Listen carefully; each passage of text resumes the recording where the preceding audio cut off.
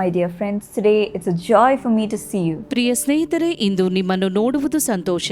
Today we're meditating on the promise from Ephesians 2:6. ನಾವು ಈ ದಿನ ಎಫೆಸ 2:6ನೇ ವಚನದಲ್ಲಿ ಬರೆದಿರುವ ವಾಗ್ದಾನ ವಚನವನ್ನು ನೋಡಲಿದ್ದೇವೆ. God raised us up with Christ. ದೇವರು ನಮ್ಮನ್ನು ಕ್ರಿಸ್ತನೊಂದಿಗೆ ಬದುಕಿಸಿದನು. And seated us with him. ಆತನೊಂದಿಗೆ ನಮ್ಮನ್ನು ಕೂಡ್ರಿಸಿದ್ದಾನೆ. In the heavenly realms. ಪರಲೋಕದಲ್ಲಿ. My dear friends, today God will raise you up. ಹೌದು ಪ್ರಿಯ ಸ್ನೇಹಿತರೆ, ದೇವರು ಇಂದು ನಿಮ್ಮನ್ನು ಎಬ್ಬಿಸುವನು.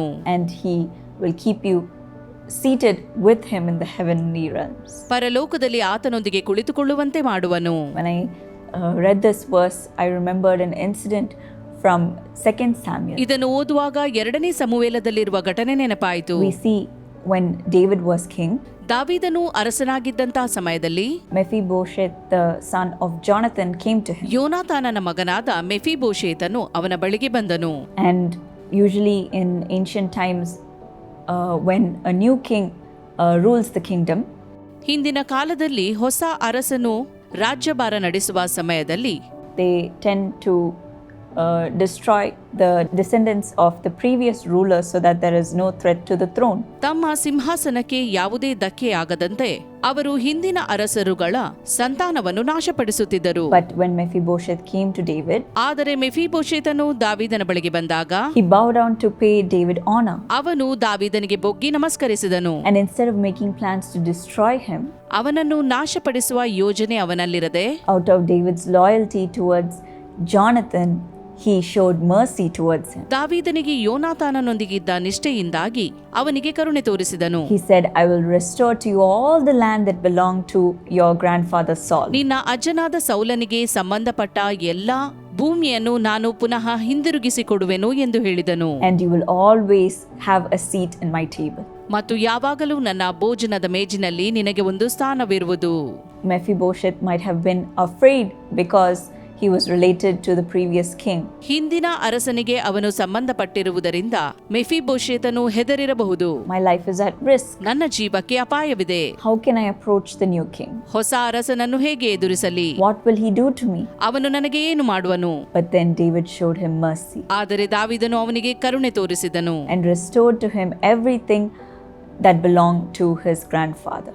ಅವನ ಅಜ್ಜನಿಗೆ ಸಂಬಂಧಪಟ್ಟ ಎಲ್ಲವನ್ನೂ ಅವನಿಗೆ ಪುನಃ ಮರಳಿಕೊಟ್ಟನು. Because of his loyalty and friendship towards his father. ಅವನ ತಂದೆಯೊಂದಿಗಿದ್ದ ಸ್ನೇಹ ಮತ್ತು ನಿಷ್ಠೆಯಿಂದಾಗಿ ಹೀಗೆ ಮಾಡಿದನು. Yes, my dear friends, in the same way God is merciful towards you. ಹೌದು ಪ್ರಿಯ ಸ್ನೇಹಿತರೆ, ಇದೇ ರೀತಿಯಲ್ಲಿ ದೇವರು ನಿಮಗೆ ಕರುಣೆ ತೋರಿಸುವನು.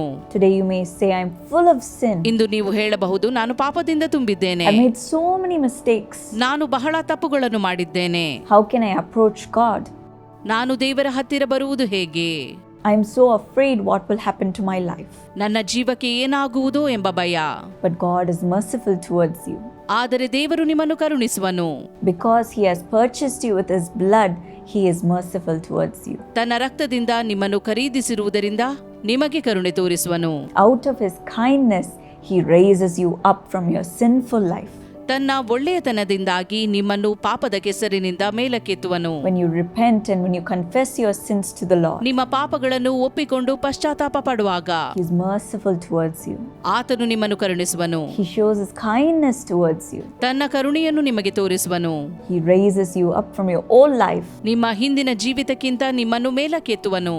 Gives you a new start. ಹೊಸ ಪ್ರಾರಂಭ ನೀಡುವನು. And makes you sit with him in heavenly realms. ಪರಲೋಕದಲ್ಲಿ ಆತನೊಂದಿಗೆ ಕುಳಿತುಕೊಳ್ಳುವಂತೆ ಮಾಡುವನು. Today you may say, because of my sin I am a nobody. ನನ್ನ ಪಾಪದಿಂದಾಗಿ ನಾನು ಯಾರೂ ಅಲ್ಲ ಅನ್ನುತ್ತಿರಬಹುದು. Everybody has cast me out. ಎಲ್ಲರೂ ನನ್ನನ್ನು ತಳ್ಳಿ ಹಾಕಿದ್ದಾರೆ. If I run back to my father, will he take me in? ತಂದೆಯ ಬಳಿಗೆ ಓಡಿ ಬಂದರೆ ಅವನು ನನ್ನನ್ನು ಸ್ವೀಕರಿಸುವನು.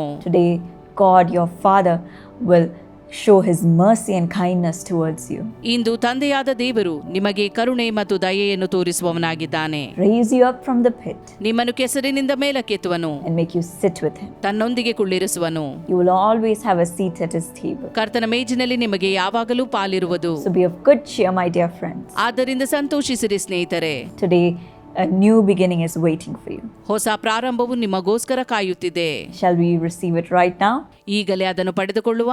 Lord, thank you for showing mercy towards your children. ನಿನ್ನ ಮಕ್ಕಳ ಕಡೆಗೆ ಕರುಣೆಯನ್ನು ತೋರಿಸುವುದಕ್ಕಾಗಿ ಸ್ತೋತ್ರ. Because you've purchased them with your blood. ನಿನ್ನ ರಕ್ತದಿಂದ ಅವರನ್ನು ಖರೀದಿಸಿ You've made them yours, Lord. ಅವರನ್ನು ನಿನ್ನವರನ್ನಾಗಿಸಿದಿ. Today, as they confess and repent of their old ways ತಮ್ಮ ಹಿಂದಿನ ಮಾರ್ಗಗಳನ್ನು ಬಿಟ್ಟು ಒಪ್ಪಿಕೊಂಡು ಪಶ್ಚಾತ್ತಾಪ ಪಡುವಾಗ and of their sin, ಮತ್ತು ತಮ್ಮ ಪಾಪಗಳನ್ನು today wash them with your blood, ನಿನ್ನ ರಕ್ತದಿಂದ ಅವರನ್ನು ತೊಳೆ, raise them up, ಅವರನ್ನು ಮೇಲಕ್ಕೆತ್ತು, and make them sit with you, Lord, ನಿನ್ನೊಂದಿಗೆ ಕುಳಿತುಕೊಳ್ಳುವಂತೆ ಮಾಡು. in heavenly places ಪರಲೋಕದಲ್ಲಿ that no man can reach, ಯಾರೂ ಕೂಡ ಅಲ್ಲಿಗೆ ತಲುಪದಂತೆ, that nobody can stop.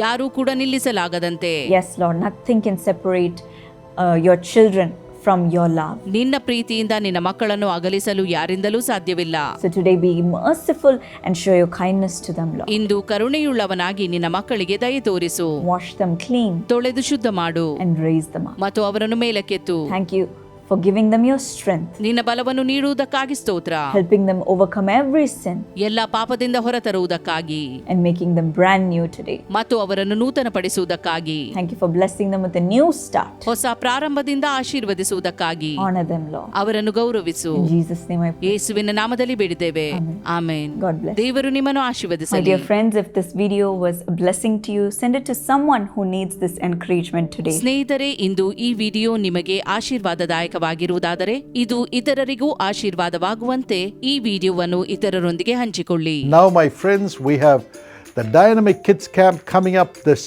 May. ಪ್ರಿಯ ಸ್ನೇಹಿತರೆ, ಮೇ ತಿಂಗಳಲ್ಲಿ ಕ್ರಿಯಾತ್ಮಕ ಮಕ್ಕಳ ಶಿಬಿರವು ಪ್ರಾರಂಭವಾಗಲಿದೆ. We are going to serve thousands of children in all the prayer towers of Jesus Calls. ಯೇಸು ಕರಿತಾನೆ ಪ್ರಾರ್ಥನಾ ಗೋಪುರದಲ್ಲಿ ಸಾವಿರಾರು ಮಕ್ಕಳ ಸೇವೆ ನಡೆಯಲಿದೆ. From 6 to 12 years. 6ರಿಂದ 12 ವರ್ಷದ ಮಕ್ಕಳಿಗೆ 6 days camp. 6 ದಿನಗಳ ಶಿಬಿರ. And the title of this year's program is Signatory. ಮತ್ತು ಈ ವರ್ಷದ ಮಕ್ಕಳ ಕಾರ್ಯಕ್ರಮದ ಶೀರ್ಷಿಕೆಯು ಸಿಗ್ನೆಟರಿ ಎಂಬುದಾಗಿದೆ. There'll be music, Sangeetha ನುಡಿಸಲಾಗುವುದು, singing, ಹಾಡುಗಳು, dancing, ಕುಣಿಯಲಾಗುವುದು, mime, ಅಣಕು ನಾಟಕ, crafts, ಕರಕೌಶಲ್ಯ, painting, ಚಿತ್ರಕಲೆ, games, ಆಟಗಳು, for them to learn the Word of God ಈ ಮೂಲಕ ದೇವರ ವಾಕ್ಯವನ್ನು ಅವರು ಕಲಿಯಲಿದ್ದಾರೆ. and give their lives for God's mission. ದೇವರ ಉದ್ದೇಶಕ್ಕಾಗಿ ತಮ್ಮ ಜೀವಿತವನ್ನು So ಒಪ್ಪಿಸಲಿದ್ದಾರೆ. partner with this Dynamic Kids Camp ministry. ಕ್ರಿಯಾತ್ಮಕ ಮಕ್ಕಳ ಶಿಬಿರದಲ್ಲಿ ನೀವು ಪಾಲ್ಗಾರರಾಗಬೇಕಾದರೆ, Pray for it. ಪ್ರಾರ್ಥಿಸಲು ಬಯಸುವುದಾದರೆ, Secondly, send your children.